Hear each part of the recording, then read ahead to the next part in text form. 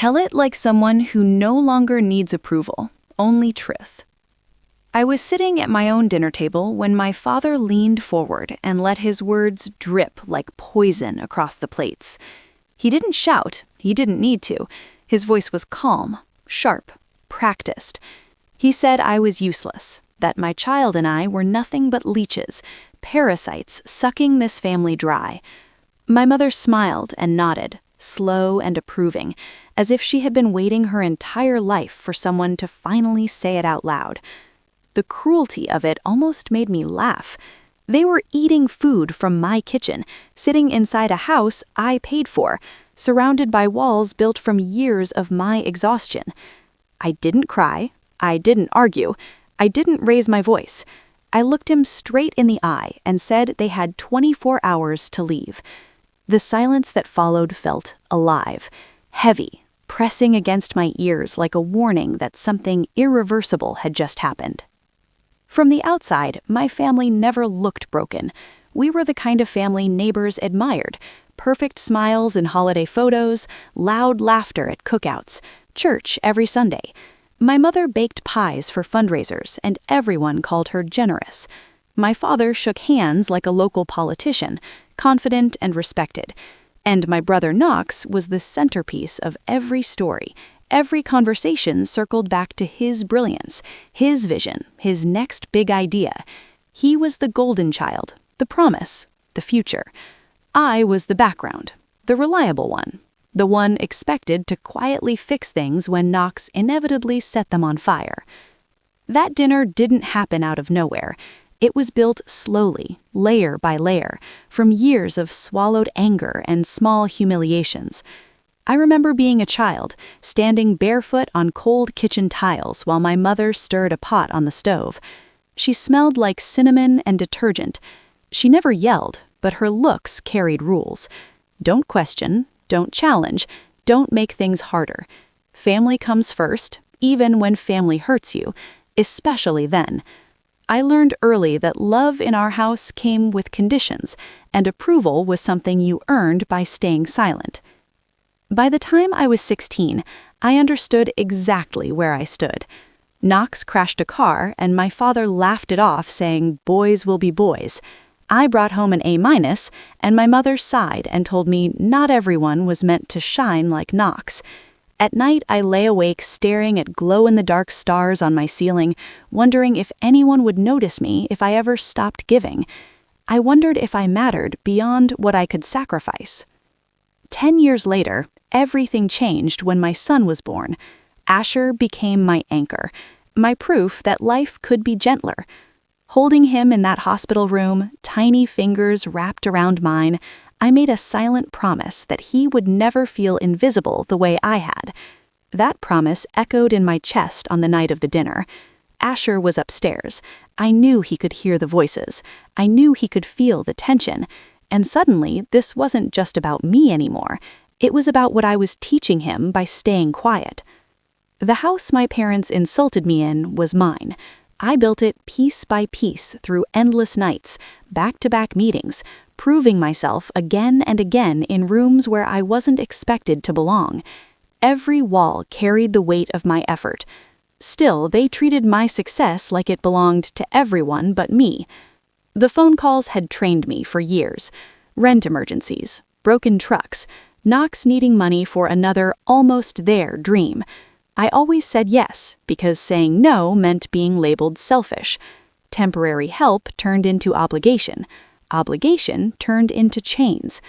I learned to recognize my mother's voice when she called. Tight, rehearsed, like she had practiced the lines before dialing. My father never asked. He demanded.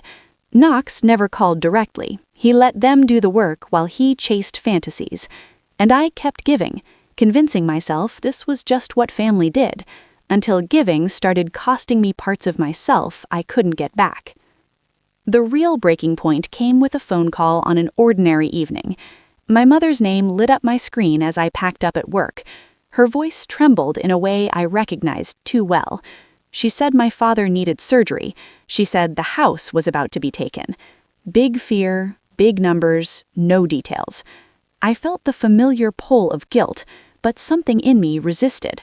I told her we would talk in person, all of us. That night, after my son was asleep, I wrote rules on a scrap of paper and slid it under my plate. No money, no attacks on my child, end the conversation if it turned ugly. I warned my best friend Tessa. She listened quietly and then told me the truth I had been avoiding. They were lying, or at least exaggerating.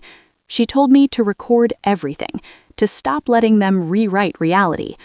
When my family arrived the next evening, my mother tried nostalgia, laughing about old memories, softening the room. I stopped her. I asked for proof, paperwork, bills, anything. There was none, only trust. Knox launched into another pitch. My father demanded loyalty.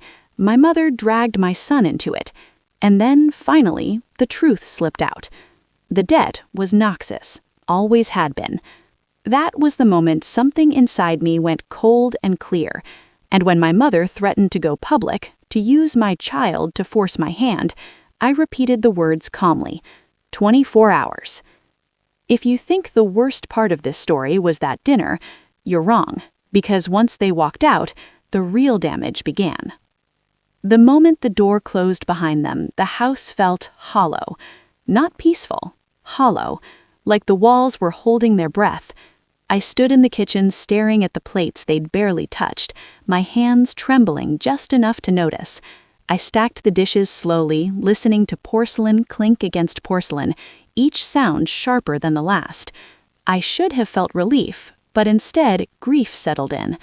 Not for them, for the illusion I had spent my entire life protecting. Upstairs, a light was still on in my son's room. I climbed the stairs quietly and found Asher sitting cross-legged on his bed, sketching in a notebook. He didn't look up when I walked in. He just asked if they were gone. I told him yes. He nodded and kept drawing. A rocket ship this time, flames shooting out the back. I kissed the top of his head and told him I had us. The words sounded steadier than I felt. The next morning, my phone buzzed, before my alarm. Then again, and again, notifications stacked on my screen until my chest tightened. It was my mother, on video, crying. Her face framed perfectly, eyes red but controlled, voice shaking just enough to sound believable. She told the internet my daughter had turned her back on family. She said I had abandoned my parents in their darkest hour. She showed photos of my house, of my child. Strangers flooded the comments with judgments. Some praised her courage, others tore me apart. They called me heartless, ungrateful, a monster. My hands shook as I scrolled, stopping only when I saw comments about my son. That boy deserves better. That was the moment fear replaced shock. By noon, the video had hundreds of thousands of views. At work, people avoided eye contact. Whispers followed me down hallways. My manager called me in and asked carefully if everything was okay at home. I smiled and lied, saying it was being handled. Inside, I was burning. I wanted to scream, to defend myself, to explain everything. Instead, I did what I had always done. I stayed quiet, until Tessa showed up. She didn't ask questions. She sat across from me at a cafe, laptop already open, and told me to save everything. Screenshots, links, dates. She said this wasn't family drama anymore, it was reputation warfare, and if they wanted to play in public, we would respond with facts, not emotion. That night, I created a folder on my computer and labeled it simply evidence. Every message, every video, every threat. It felt cold, mechanical. It also felt like armor. The calls and texts escalated. My father tried bargaining, promising partial repayment that made no sense. Knox sent long messages accusing me of betrayal, of jealousy, of always trying to sabotage him. My mother posted follow-up videos, her tears drying up, her tone sharpening.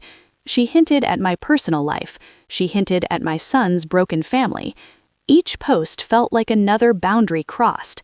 I didn't respond. I forwarded everything to my lawyer. 2 days later, the call came. There was a clause in my parents' mortgage I hadn't known about. The house was already in default. Legally, it could be sold to any qualified buyer without their consent. If I wanted to remove leverage from the situation completely, this was my chance. I didn't hesitate.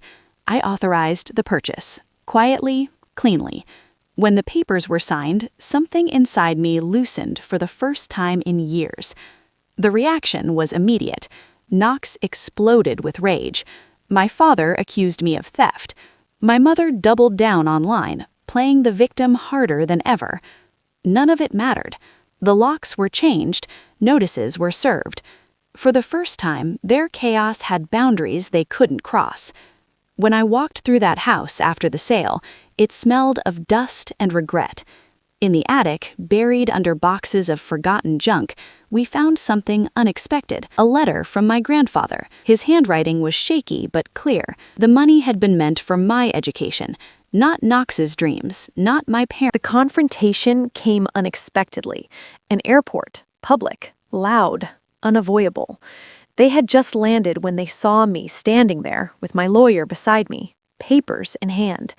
Knox shouted first. My mother cried on cue. My father demanded respect. Travelers slowed, phones lifted. I didn't raise my voice. I didn't insult them. I told the truth, calmly, clearly.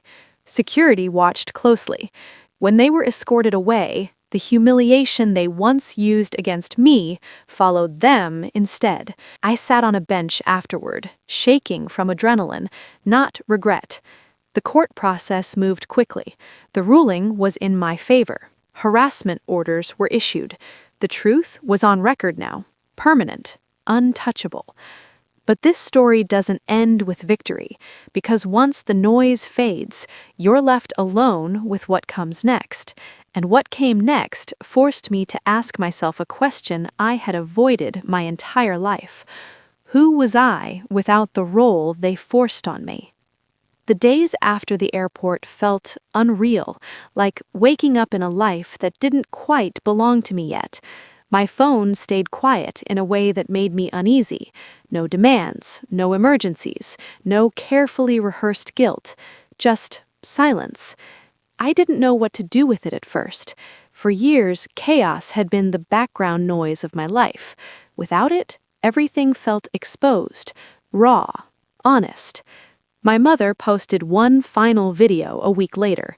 This time, there were no tears, no trembling voice.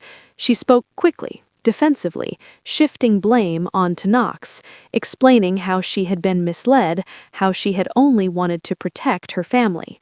It should have felt like vindication, but it didn't. Watching her rewrite the story again, just with a different villain, drained whatever hope I had left.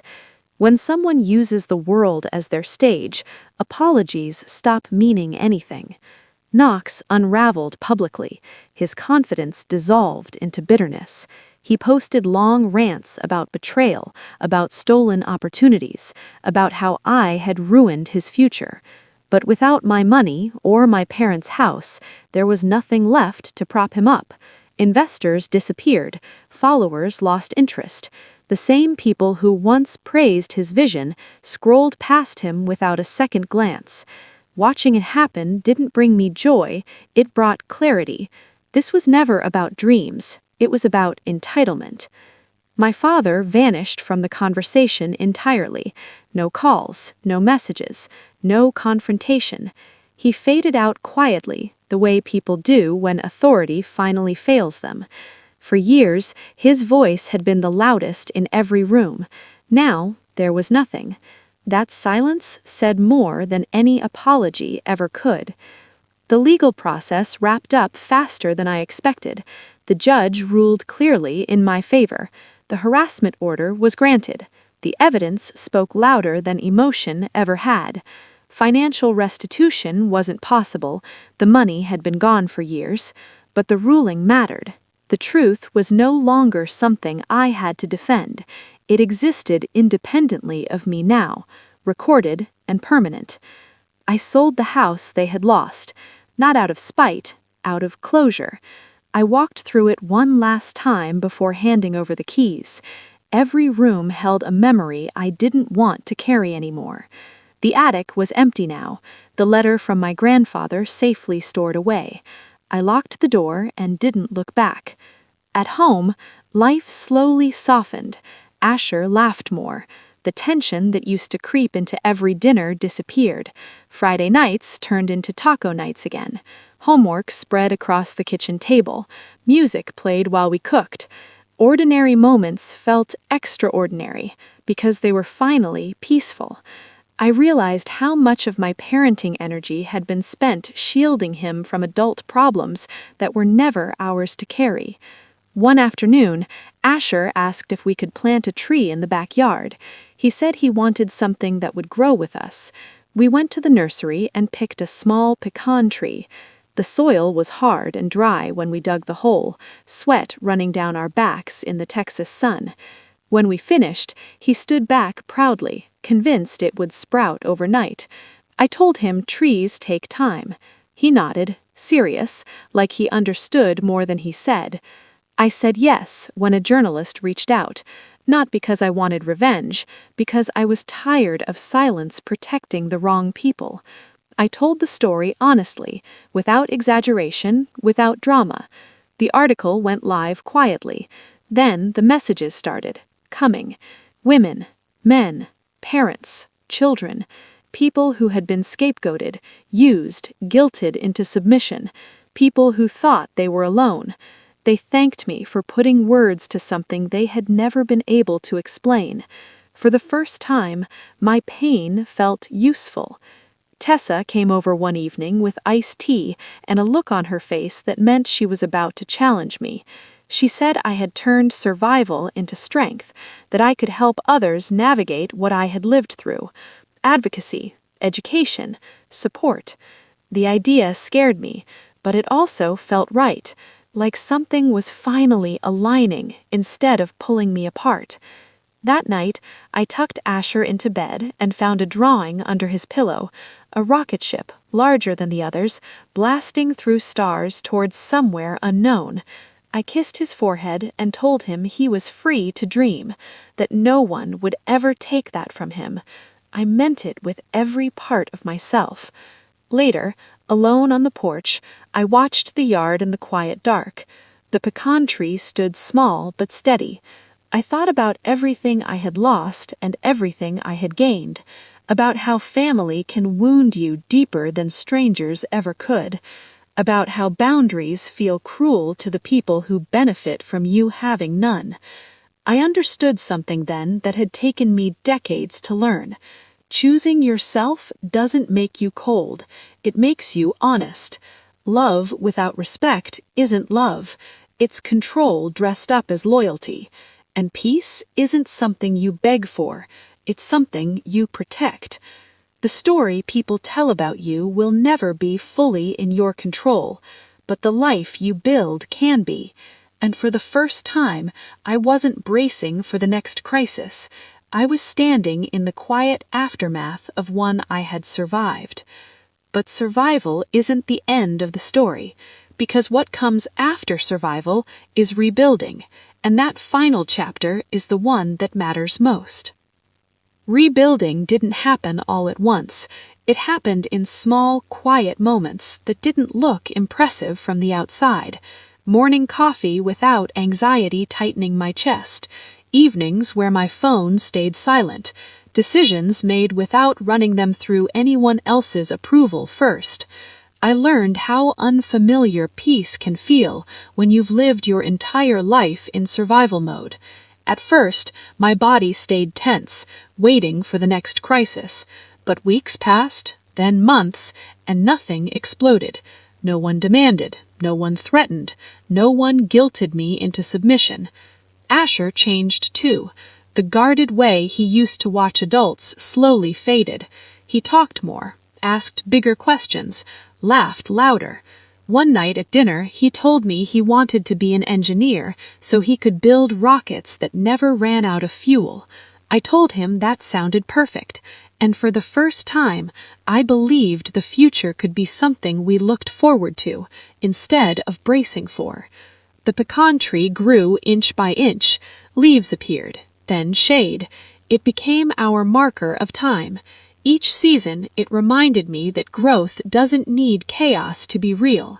Strength doesn't have to be loud. Stability doesn't need permission.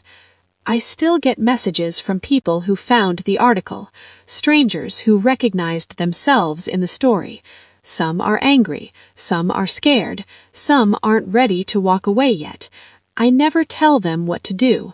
I only tell them what I learned, that love shouldn't cost your dignity, that family isn't defined by blood alone, that boundaries are not punishments, they are protections. I don't hate my parents. I don't hate my brother. Hate would mean they still had space inside me. They don't. What they left behind was a lesson, not a wound I carry anymore. Accountability changed everything. Not for them, for me. If you're listening to this and wondering whether choosing yourself makes you selfish, let me be clear. Staying silent to keep the peace only teaches others that your pain is acceptable. Walking away doesn't mean you failed. Sometimes it means you finally succeeded at protecting what matters. I used to believe being strong meant enduring everything quietly. Now I know real strength is knowing when to leave the table, when to say no, when to stop funding other people's destruction with your own well-being. This story isn't about revenge, it's about freedom. It's about the moment you realize you're allowed to rewrite the role you were assigned. You're allowed to stop being the fixer, the scapegoat, the silent supporter. You're allowed to build a life that doesn't revolve around someone else's chaos. If this story felt familiar, you're not broken, you're not alone, and you're not wrong for wanting peace. Thank you for listening. If this helped you see your own situation more clearly, share it with someone who needs to hear it. And if you want more stories about breaking cycles, choosing yourself, and rebuilding stronger, make sure you subscribe. Sometimes the hardest stories are the ones that set us free.